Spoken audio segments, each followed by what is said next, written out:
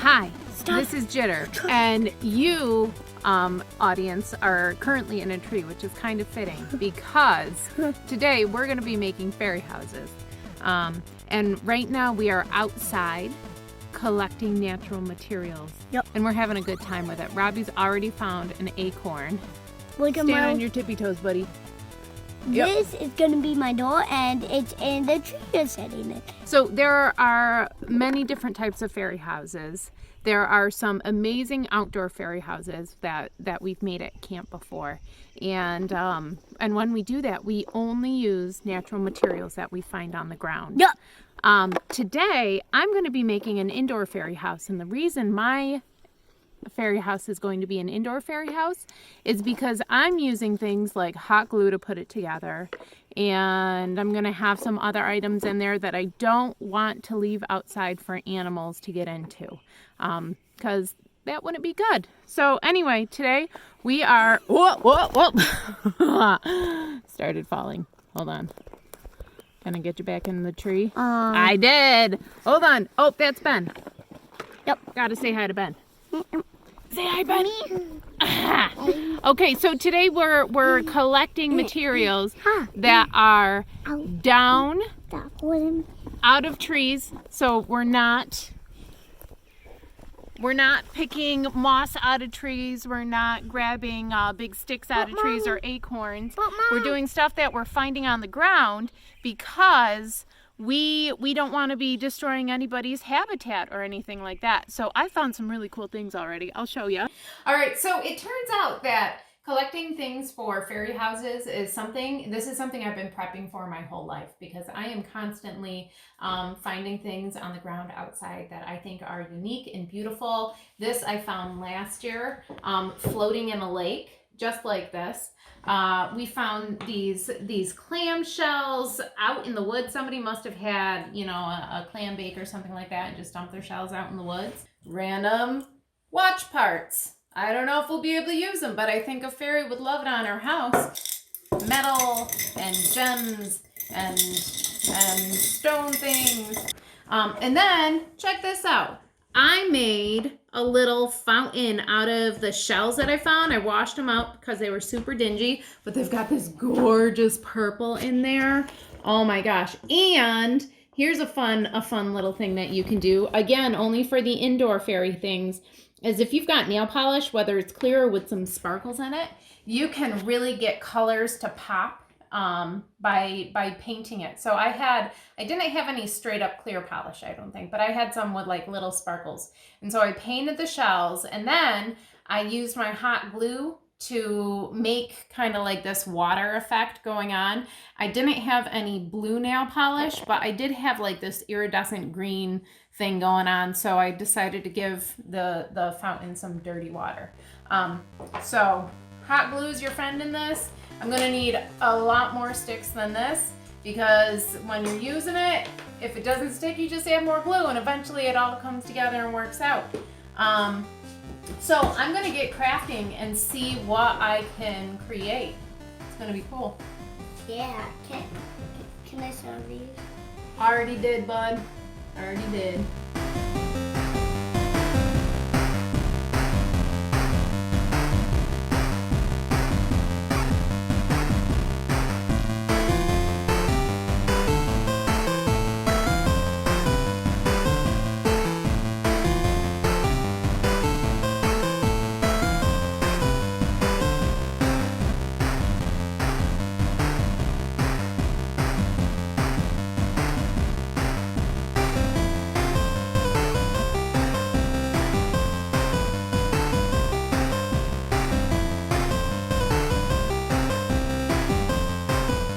All right, so check it out.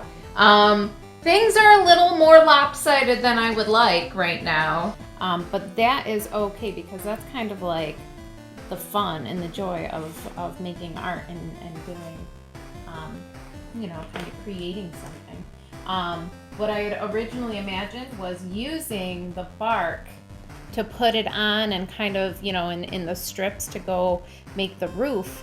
But I think it's a little bit more lopsided than I wanted it to be. But that's okay, because I'm going to try to do shingles instead, and that might be even cuter. So I'm pretty pumped. How we doing, Robbie? Okay, this looks good. Let's see if we can open it. Ooh, be careful. Can we open it? You can try, but it's going to be more decorative than it is something that you can really play with, I think. Can you play with it? There. OMG.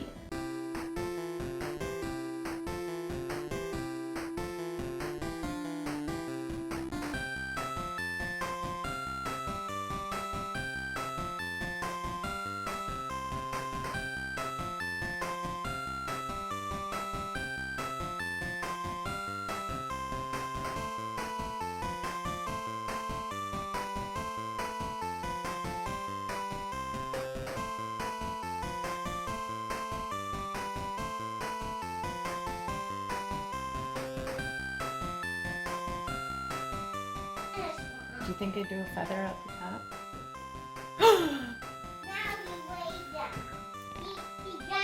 It's so cute. I'm doing it. If you were a fairy, would you live in this house? Yes. Nice. Mission accomplished. I'd open the door Yeah. and I'd get in it and I would live there. And I would stuff some food in there. You'd stuff food in there. Yeah. Yeah. Would you wash up in the fairy fountain? Yeah. Okay. Now what do I need to do? What else do I need? That would be cute. Wouldn't that be cute? Hello, my This is number 25. Yep. Make a little heart. All right, so this is exciting because I've got a whole bunch of these left over, and this was from my wedding dress and my crown that I had for my wedding day. And I think it is super whimsical and will look nice on the front door of this fairy house. So this gets to be the fun part. Once you get like your base house going, you really get to start decorating. I'm just having fun with it. You know, I hot glued a couple sticks to the side, decided to do some acorn lanterns. These are really fun.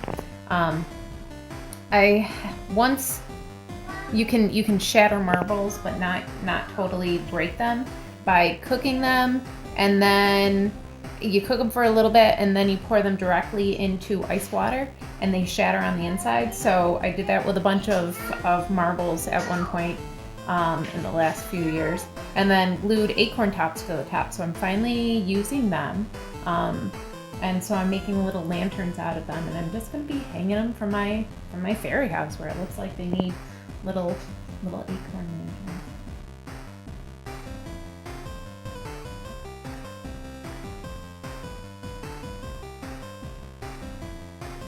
Well, my first indoor fairy house. I gotta find a place for this.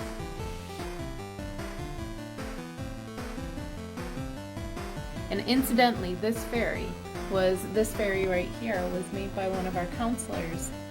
You know her as Cinder. But she made that gorgeous fairy, and I think she looks great next to it. Boom.